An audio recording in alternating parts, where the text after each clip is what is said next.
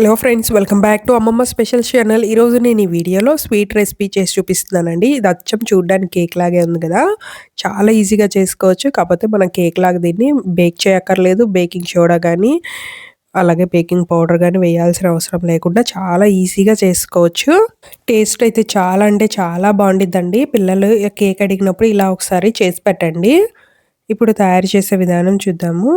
ఇప్పుడు gas stove on చేసుకొని కడాయి పెట్టుకోండి. దాంట్లో ఒక పావు కప్పు నెయ్యి వేసుకోండి. వేసుకొని రవ్వను ముందు వేయించుకోవాలి. బొంబాయి రవ్వ 1 కప్పు తీసుకున్నానండి.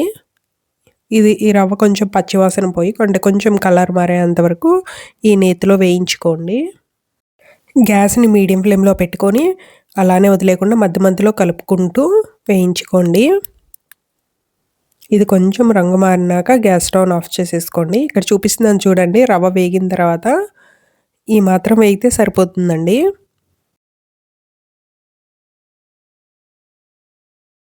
రవ్వని పాలల్లో నానబెట్టుకోవాలండి. పాలు వచ్చి 3 కప్పులు తీసుకుంటున్నాను. అది వేడిగా ఉన్న పాలు తీసుకోవాలి. నేను ఆల్రెడీ పాలని మరిగించుకొని తీసుకున్నాను. చూసారు కదా ఎంత వేడిగా ఉన్నాయో. 1 కప్పు రవ్వకి 3 కప్పులు పాలు వేసుకోవాలండి. ఈ వేడి పాలల్లో రవ్వ వేసుకొని నానబెట్టుకొని ఉంచుకోండి.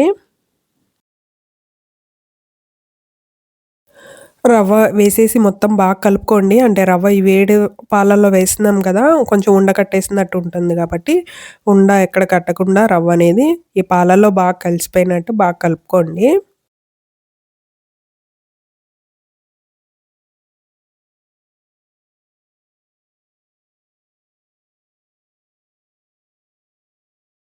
ఇలా రవ్వను బాగా కలిపేసుకొని పక్కన ఉంచుకోండి. ఈ రవ్వ ఈ పాలల్లో నానేలోపు మనం నెక్స్ట్ ప్రాసెస్ని రెడీ చేసుకుందాము. మనం ఈ స్వీట్ రెడీ అయిన తర్వాత ఈ కేక్ టిన్లో వేసుకోవాలండి. అందుకోసం నెయ్యి రాసుకొని ఒక బటర్ పేపర్ని కట్ చేసుకొని వేసుకోండి అడుగున. ఇలా కేక్ టిన్ రెడీ చేసుకొని పక్కన ఉంచుకోండి. మీరు కేక్ టిన్నే కాదు ప్లేట్లో అయినా తీసుకోవచ్చు. కాకపోతే కేక్ టిన్లో ఏంటంటే షేప్ అనేది కరెక్ట్గా వస్తుంది, చూడడానికి బాగుంటుంది, పిల్లలు కూడా చాలా ఇష్టంగా తింటారు.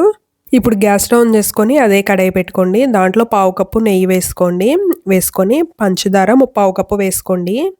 స్వీట్ లైట్గా తినే వాళ్ళైతే 3/4 కప్పు సరిపోతుందండి. కొంచెం ఎక్కువ తినే వాళ్ళైతే 1 కప్పు వరకు వేసుకోండి. 1 కప్పు రవ్వకి.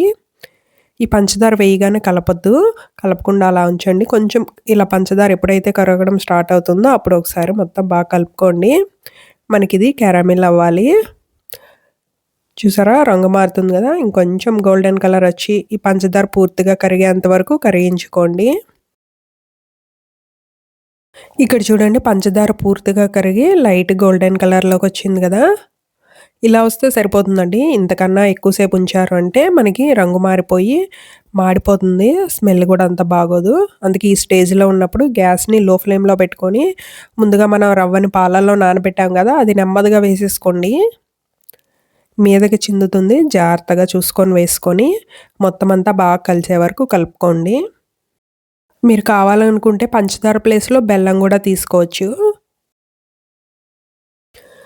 రవ్వ ఎక్కడ ఉండాలి లేకుండా బాగా కలుపుకోండి. ఇంకొక 2-3 నిమిషాల సేపు ఉంటే మనకి ఇది ఎలా దగ్గర పడుతుంది. చూసారు కదా, కళాయికి అంటుకోకుండా సపరేట్ అవుతుంది కదా. మనకు అలా ఉంటేనే ఇది కట్ చేసుకునేటప్పుడు కూడా చేతికి అంటుకోకుండా నీట్గా పీసులు లెక్క వస్తుందండి. ఇంకొంచెం దగ్గరికి అయ్యేంత వరకు ఉడికించుకోండి.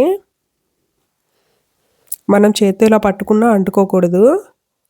ఇలా రౌండ్ బాల్ చేస్తున్నప్పుడు కరెక్ట్గా చేతికి అంటకుండా వస్తే మనకు పర్ఫెక్ట్గా ఉన్నట్టే. ఇందులో మీకు ఇష్టం ఉంటే ఇలాచీ పొడి కూడా వేసుకోండి ఫ్లేవర్ కోసం.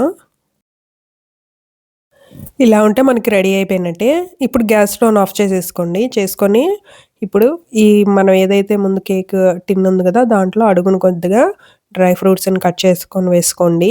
వేసుకొని ఈ స్వీట్ని ఇందులో వేసేసుకొని కరెక్ట్గా సెట్ చేసుకోండి. పూర్తిగా చల్లగా అయ్యేంత వరకు ఇందులోనే అలా ఉంచేసుకోండి.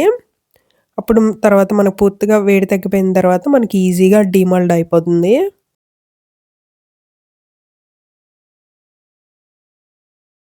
ఇలా సెట్ చేసుకొని పక్కన ఉంచుకోండి పూర్తిగా చల్లారేంత వరకు. పూర్తిగా చల్లారిన తర్వాత ఇప్పుడు ఒక ప్లేట్ తీసుకొని దాంట్లోకి డీమోల్డ్ చేసుకోండి. వావ్! చూసారు కదా, చాలా పర్ఫెక్ట్‌గా రెడీ అయిపోయింది కదా. ఎప్పుడైనా పిల్లలు కేక్ అడిగితే గనక ఇలా ఒకసారి ట్రై చేయండి. చాలా బాగుంటుంది టేస్ట్. చాలా ఈజీగా కూడా చేసేసుకోవచ్చండి. ఈ వీడియో మీకు నచ్చినట్టయితే తప్పకుండా ఈ విధంగా ట్రై చేసి ఎలా వచ్చిందనేది నాకు కమెంట్ చేయండి. నచ్చినట్టయితే గనక లైక్ చేయండి. నా ఛానల్‌ని సబ్స్క్రైబ్ చేసుకోకపోతే సబ్స్క్రైబ్ చేసుకోండి. బాయ్.